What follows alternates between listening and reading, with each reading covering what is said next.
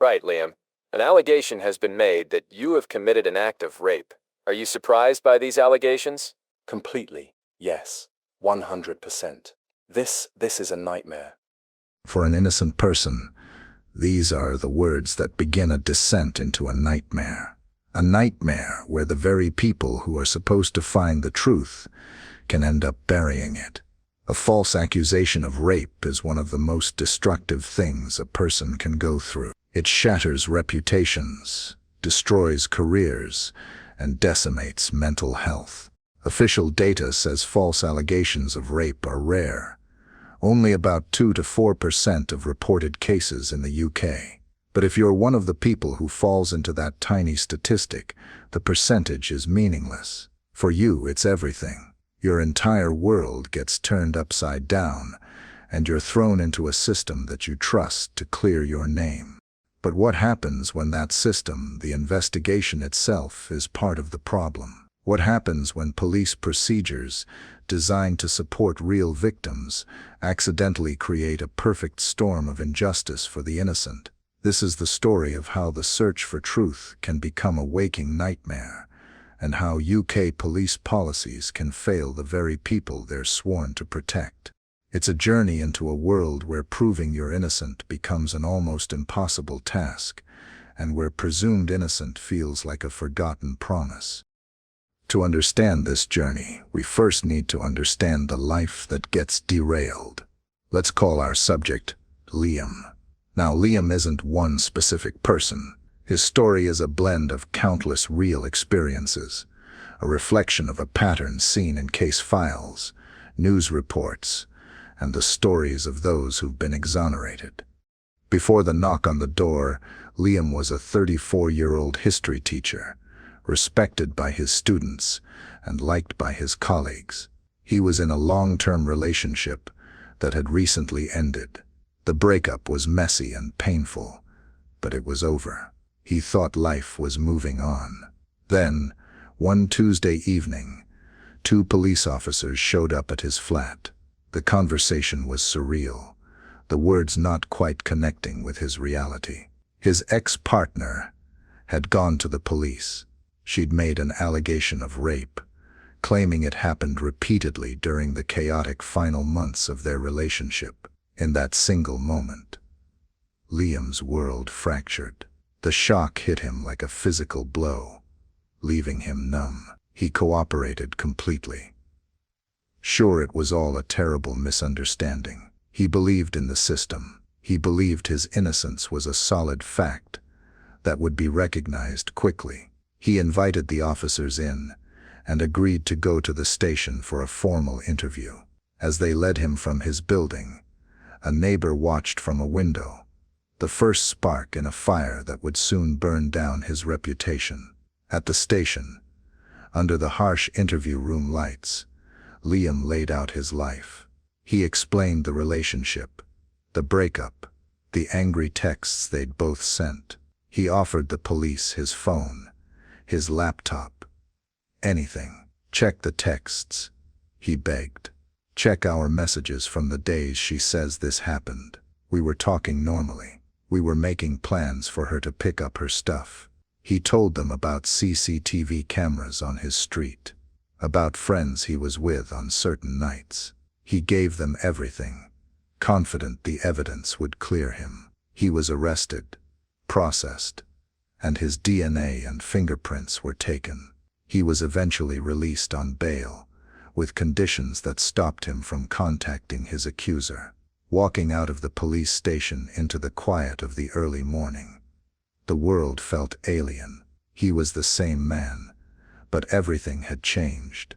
He had been accused of a terrible crime, and his long, agonizing education in how the justice system can fail was just beginning. He would soon learn that the process itself can be the punishment, long before a verdict is ever reached. The weeks after Liam's release bled into months. The silence was torture. His initial faith that a quick investigation would clear his name started to sour into a constant, gnawing anxiety. His life was on hold, trapped in a prison without walls. And this is the first, most brutal failure of the system for the falsely accused. The crushing, life-altering weight of time. In the UK, rape investigations can drag on for months, sometimes even years. For Liam, this meant living under a cloud of suspicion that poisoned every part of his life. He had to tell his head teacher about the investigation, and he was immediately suspended. The allegation alone, even unproven, made his job impossible. The career he'd built was gone overnight. Friends became distant, unsure what to think. Bail conditions were a constant reminder of his status as a suspect. His world shrank to the four walls of his flat, his mind stuck on one question: why is this taking so long? The answer lies deep inside the maze of a modern rape investigation. A key issue is a policy that began with good intentions: believing the victim. Police had been rightly criticized for dismissing sexual assault victims for decades. To fix this, official guidance instructed officers to believe a victim's account at the start, to ensure the crime is recorded. The guidance is clear that from that point on, the investigation must be impartial. But critics argue that in practice, this initial belief can harden into a bias, creating a powerful current of confirmation bias that pulls an entire investigation in one direction. Liam's experience seemed to confirm this fear. He'd call his officer for updates, desperate to know if they'd checked the text messages on his phone, the very messages he believed would prove his innocence. The answer was always the same: it was in a queue for the digital forensics unit. This is a tragically common bottleneck.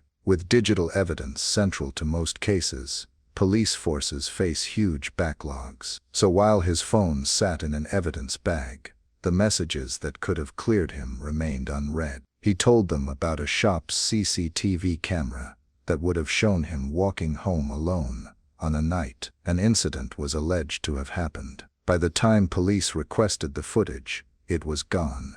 The standard 30-day retention period had long passed. This failure to pursue reasonable lines of inquiry that could exonerate a suspect is a recurring theme in collapsed cases. The investigation, instead of being a balanced search for truth, can feel like a one-sided mission to build a case for the prosecution. This is all happening as UK policing is undergoing a massive shift called Operation Soteria Bluestone. Rolled out to all police forces, the program aims to make investigations more victim-centered and suspect-focused, training officers to understand trauma and focus on the suspect's behavior. These are vital reforms to a system that has historically failed genuine victims. But it leaves a critical question in the drive to be more victim-centered. Are there enough safeguards to protect the innocent from an investigation that assumes their guilt? Does a suspect-focused approach mean a balanced inquiry,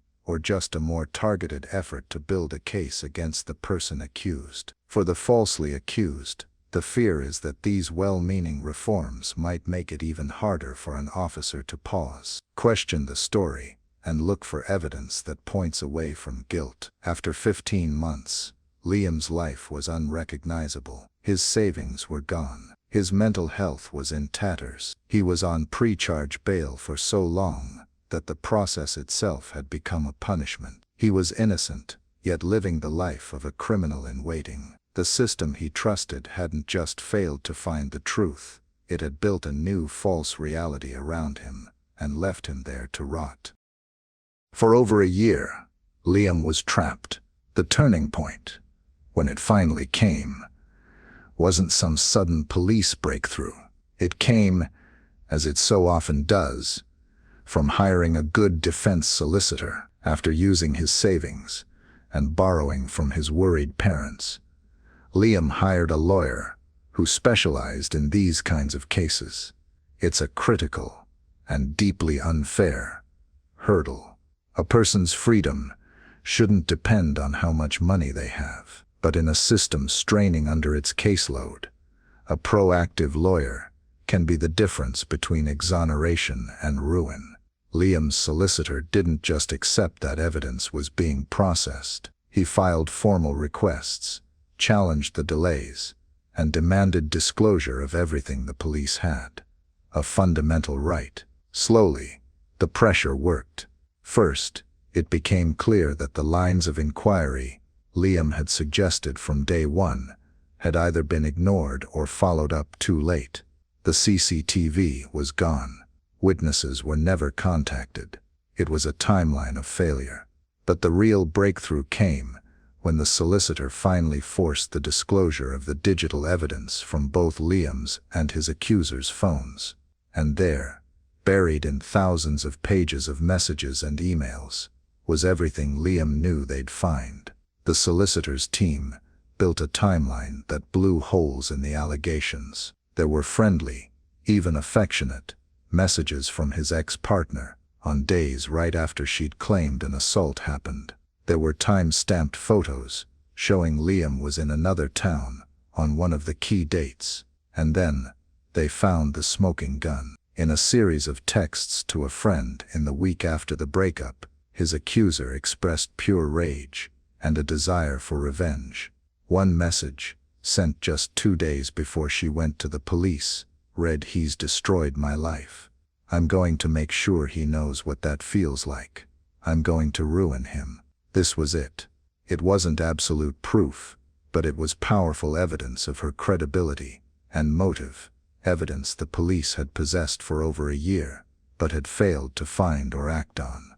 The failure to disclose evidence that points to innocence has been the cause of numerous collapsed trials and is a persistent stain on the justice system. The solicitor compiled everything into a detailed report and sent it to the Crown Prosecution Service, CPS, the body that decides whether to press charges.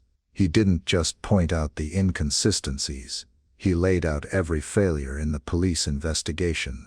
He showed how a proper inquiry would have found this information within weeks, saving his client more than a year of agony. For the first time in 16 months, Liam felt a flicker of hope. It was fragile, born from the simple act of someone finally looking at the evidence he had offered from the very start. The light wasn't from the system correcting itself. It was from a lawyer forcing the system to look at a truth it held in its own hands. The fight wasn't over, but the tide was turning. The end, when it came, was anticlimactic. No dramatic courtroom scene. No judge declaring him a free man. A few weeks after his solicitor sent the report, Liam got a cold, bureaucratic letter from the CPS. It said that after a review of the available evidence, they were taking no further action. The case was dropped. Just like that, it was over. 16 months of his life gone.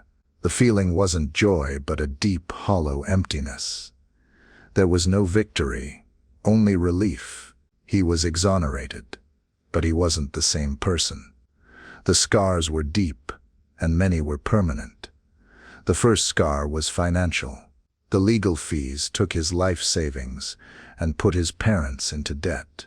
He was starting from scratch. His school, while legally required to reinstate him, made his position impossible. The stigma of the accusation, even disproven, stuck to him. An online search of his name was now a permanent black mark. In the UK, complainants get lifelong anonymity, but the person accused does not have that same protection unless they are in Northern Ireland. The debate over extending anonymity to defendants in the rest of the UK continues.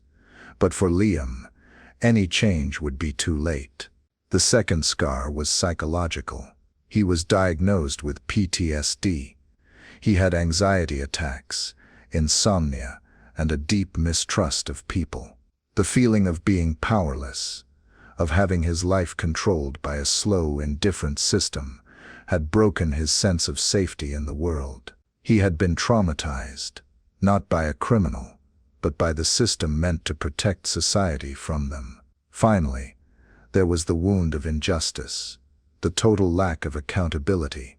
What happened to the police whose investigation was so flawed? Usually nothing. What about his accuser?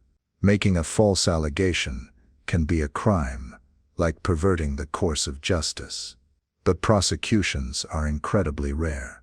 The CPS needs to prove a deliberate malicious intent to lie, which is very hard to do. So Liam was left in the wreckage of his life, with no apology, no compensation, and no sense that anyone was held responsible. His story shows how a system, in trying to deliver one kind of justice, can inflict another kind. He was innocent, and the system eventually admitted it. But the process itself had been his judge, jury, and punisher, delivering a sentence of financial ruin and psychological trauma from which he might never recover. Liam's harrowing journey is more than a personal tragedy. It's a symptom of a systemic crisis in our justice system. It forces us to ask a deeply uncomfortable question in our necessary and righteous effort to fix how we treat victims of rape. Have we accidentally created new ways for the system to fail the innocent? The issues are a tangled web of good intentions and bad outcomes. The policy of believing victims at the start was a vital step forward, but when it's misapplied as a command to believe unquestioningly throughout an investigation, it can destroy impartiality. Operation Soteria Bluestone is another major effort to improve things, focusing investigations on the suspect's actions and being informed by trauma. But this too must be balanced.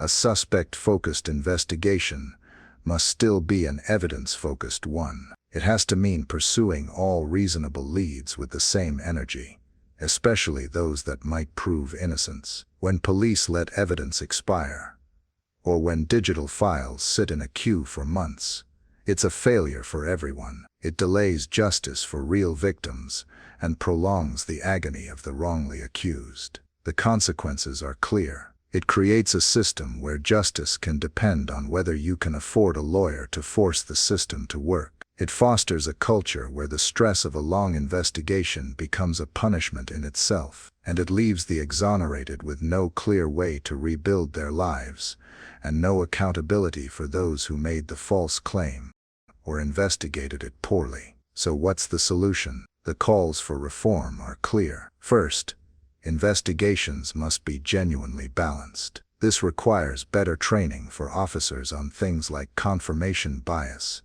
and the urgent need to check out evidence that points to innocence. Second, the crisis in investigative delays, especially with digital forensics, must be fixed. Justice delayed is justice denied, and an innocent person's life shouldn't be ruined while evidence sits in a queue. Third, we need a serious national conversation about anonymity for people accused of sexual offenses, at least until they are charged. This isn't about shielding the guilty. It's about protecting the innocent from having their lives destroyed by a false allegation. The stories of the falsely accused are often lost, buried under legal jargon and social shame. Bringing these systemic failings into the light is the first step to fixing them. If this story resonated with you, please consider sharing it to help raise awareness. Subscribe for more investigations into the flaws of our justice system. And if you have been affected by these issues, know that support is available from organizations working for justice for everyone. Ultimately, where does Liam's story leave us? We live in a society that is rightly demanding better justice for victims of sexual violence. It's a moral imperative that we keep improving how we support survivors and prosecute offenders. But in that necessary pursuit, we must be careful not to create a system that at times is blind to a different kind of victim, the innocent person asking only for the truth to be heard, who finds that the system simply isn't listening. The ultimate test of a just society isn't whether we automatically believe victims or the accused. It's whether our justice system is capable of believing in evidence, pursuing the truth without fear or favor, no matter which side it supports. Until it can do that, Every time, the nightmare Liam endured will remain a terrifying possibility for any innocent person on the wrong side of an accusation.